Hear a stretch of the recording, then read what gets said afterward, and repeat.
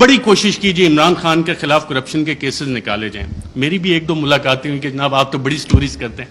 میں نے کہا یار ایک شخص, اور یہ عمران خان صاحب بیٹھے ہیں, شاید آپ میں سے بہت سے لوگوں کو نہ پتا ہو, پی ایم آفس میں ہمارے بھی ذرائع ہوتے ہیں, اکثر پوری کابینہ پریشان ہوتی تھی کہ جناب بات ہم نے کی ہے, کہاں سے پتہ لگ گئی.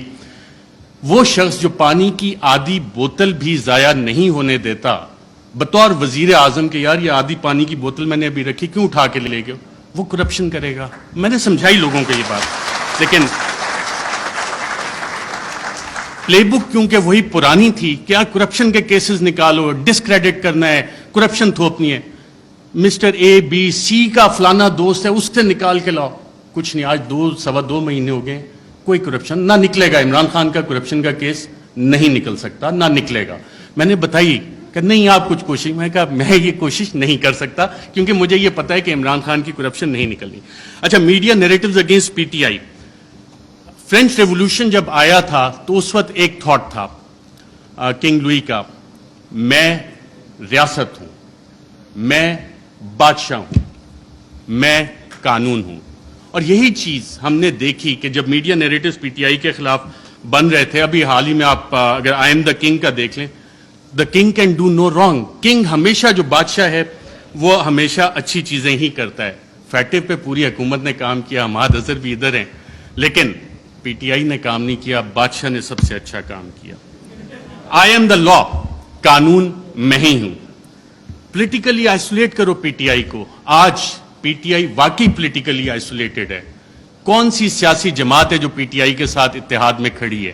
سب ایک طرف ہو گئے, لیکن ایک سٹرینتھ گین ہوئی اس میں. پاکستان کی عوام بغیر کسی کال کے نکل آئے, اور شاید جو وزیر اعظم عمران خان کا آخری دن تھا وزیر اعظم ہاؤس میں, اس وقت جو لوگ نکلے اور جنہوں نے رپورٹ کیا, آئی تھنک عمران ریاض تھے, باقی ہم لوگ بھی تھے, ان سب نے ایک بات نوٹ کی. آپ نے خود بھی اپنا دفتر چھوڑنا ہونا, کافی ٹائم لگتا ہے, کہ ایک شخص فوراً اٹھ کے چلا گیا اور کہا, جب سوال جواب ہوئے, کوئی رہ تو نہیں گیا, کہ اکیلا کر دیا ہے, اب اس کے ساتھ کس نے کھڑا ہونا ہے؟ پاکستان کی عوام کھڑی. یہ وہ ڈفرینٹ فیکٹر تھا, چینج تھی, جس کو کسی سازشی نے, کسی بھی سازشی نے کیٹر نہیں کیا ہوا تھا. یہ وہ ویریبل تھا, عوام کا ویریبل تھا, جس کی وجہ سے یہ چیزیں. میں کوئکلی تھوڑا سا 2 منٹ اگر آپ کی اجازت ہو تو سائفر کے اوپر بھی بات کرنا چاہوں گا. سائفر پہ بھی میڈیا نیریٹوز بڑے بڑے مزے کے بنے, اس پہ اور ڈیبیٹ بھی ہو سکتی تھی, کافی مزے کی چیزیں تھی. پہلا کیا بنا جی, پہلی میڈیا نے رپورٹ کرنا شروع کیا اور باقاعدہ یہ بتایا گیا کہ جی سائفر تو ایگزسٹ ہی نہیں کرتا, سائفر نام کی تو کوئی بلا ہی نہیں ہے. پھر دوسری چیز ہے, میڈیا کی یہ سٹوریز آئیں اور ریکارڈ کے اوپر موجود ہیں, پرنٹ کیے ہیں, ٹی وی پروگرامز ہیں, کہ سائفر تو یہ ایزمپشنز پہ بیسڈ ہے. وہ ایزمپشنز ہیں ہمارے ایمبیسڈر کی یا کس کی. پھر یہ بھی کہانیاں میڈیا میں آئیں کہ جی یہ تو فارن آفس میں خود ہی پی ٹی آئی والوں نے بیٹھ کے بنا لیا ہے, یہ تو شاہ محمود قریشی نے خود ہی بیٹھ کے بنا لیا ہے. پھر جب وہ بھی ساری چیزیں, کیونکہ سائفر ایگزسٹ کرتا تھا, سائفر موجود تھا, پھر کہا گیا جی کانسپریسی کا ایویڈنس کوئی نہیں ہے. اچھا, پھر عمران خان بطور وزیر اعظم بھی میرا خیال وہ کرکٹ کھیل رہے تھے, اور جب انہوں نے کہا تھا کہ مینٹلی میں اسٹرانگ ہوں, تو بہت سے لوگوں نے انڈر ایسٹیمیٹ کیا. انہوں نے کابینہ کی بھی کمیٹی بلائی, کابینہ کی اسپیشل کمیٹی غالباً 30 مارچ کو ہوئی. 30 مارچ کو میں نے سابق وفاقی وزراء سے پوچھا, وہاں کانسپریسی کی بات بھی ہوئی, کانسپریسی کا ذکر بھی اس میں ہوا, اور پھر 31 کو نیشنل سیکیورٹی کمیٹی بھی انہوں نے بلا لی, اور اس کا بھی مور اس پہ لگ گئی کہ بلیٹنٹ انٹرفیرنس. اور اس کے آخری پیراگراف میں ایک لفظ لکھا ہوا ہے کہ جو 31 کو نیشنل سیکیورٹی کمیٹی کی میٹنگ ہوئی, اس نے 30 مارچ کے جو منٹس اسپیشل کیبنٹ کے ہیں ان کو ریٹیفائی کیا.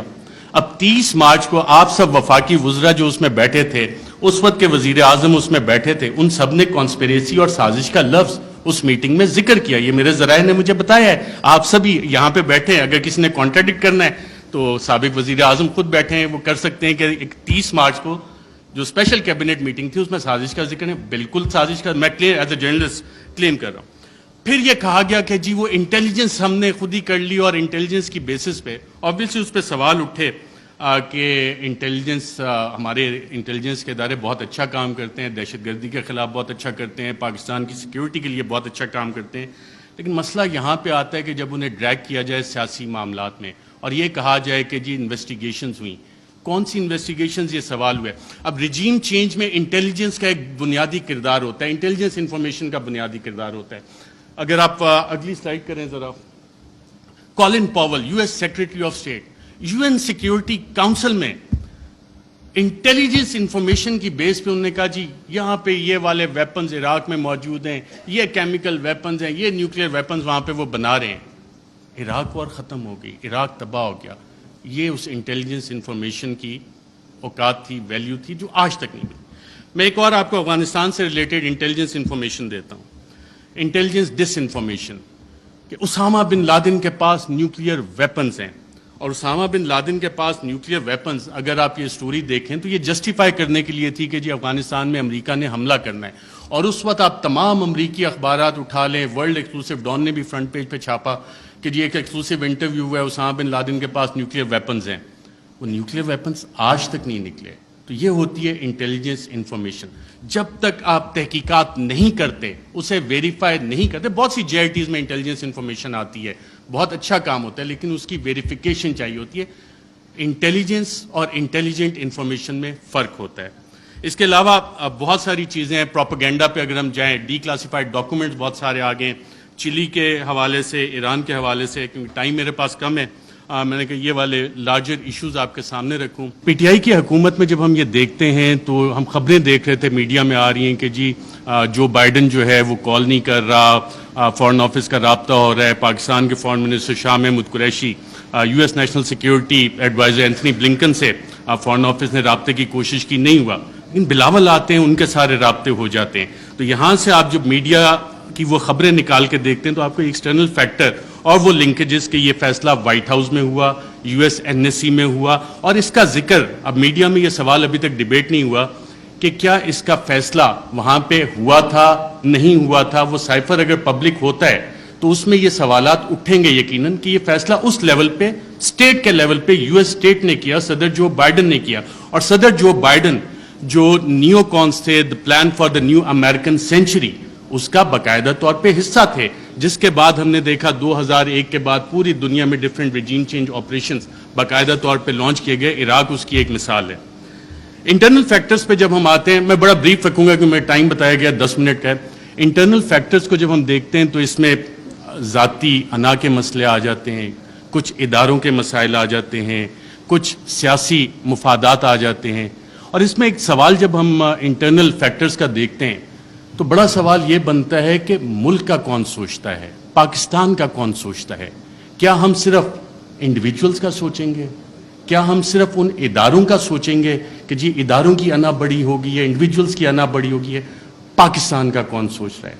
क्या वजीर आजम इमरान खान उस वक्त पाकिस्तान का सोच रहा था या इंडिविजुअल्स के बेनिफिट्स देख रहा था? और क्या ये जो रिजीम चेंज कॉन्स्पिरेसी है, इसमें जो मीडिया नैरेटिव्स बने वो किस तरह के बने? उसमें इंडिविजुअल्स और इंस्टीट्यूशन ने डोमिनेट किया या पाकिस्तान का सवाल किसी ने उठाया? इस हवाले से मीडिया नैरेटिव्स इस हवाले से साइलेंट हैं, उसमें आपको इंस्टीट्यूशनल और इंडिविजुअल डोमिनेंस नजर आती है।